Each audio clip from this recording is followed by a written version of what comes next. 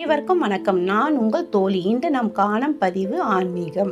வீட்டில் லக்ஷ்மி கடாட்சம் நிலைத்து இருக்க, மகிழ்ச்சியும் செழிப்பும் தொடர்ந்து இருக்க நாம் செய்யக்கூடாதது இந்த தானம். தானம் செய்வது புண்ணியம் என்பார்கள். ஆனால் அதே தானத்தால் நாம் செல்வம் எல்லாம் அழிந்து நாம் கஷ்டப்படக்கூடும். அதனால் தானம் செய்யும் முன்பு நாம் எதையெல்லாம் தானம் செய்யக்கூடாது என்று பார்ப்போம். நாம் அணியும் நகைகளை யாருக்குமே அணிய தரக்கூடாது.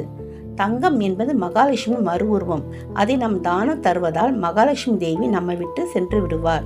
நம் வீட்டை சுத்தம் செய்யும் துடப்பும் யாருக்குமே தானம் தரக்கூடாது. துடப்பமும் மகாலட்சுமிக்கு தொடர்புள்ளது. இதனால் நமக்கு பண நெருக்கடி வரும். மற்றவர்கள் துடப்பத்தையும் நாம் வாங்கக்கூடாது. எதிர்மறை சக்தி நம் வீட்டுக்கு வந்துவிடும். தலை சீவும் சீப்பு தானம் தரக்கூடாது. நம் ஆரோக்கியத்தில் பாதிப்பு வரும். கை கடிகாரத்தை யாருக்கும் தானம் தரக்கூடாது. நம் நல்ல நேரத்தை மற்றவர்களுக்கு தந்தது போல் ஆகும்.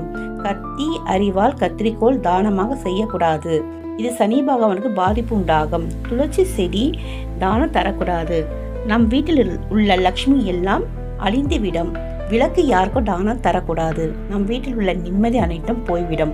மாலை சூரியன் மறைவுக்கு பிறகு பால், தயிர், உப்பு, மஞ்சள், பணம் யாருக்குமே தானம் கொடுக்கக்கூடாது. நெருக்கமானவர்களாக இருந்தாலும் தரக்கூடாது. இதனால் நம் வீட்டில் உள்ள அனைத்து செல்வமும் இழந்து விடுவோம். அதனால் தானம் செய்யும் முன்பு நாம் எதையெல்லாம் தானம் செய்தால் நல்லது என்று பார்த்து தானம் செய்யுங்கள். நன்றி.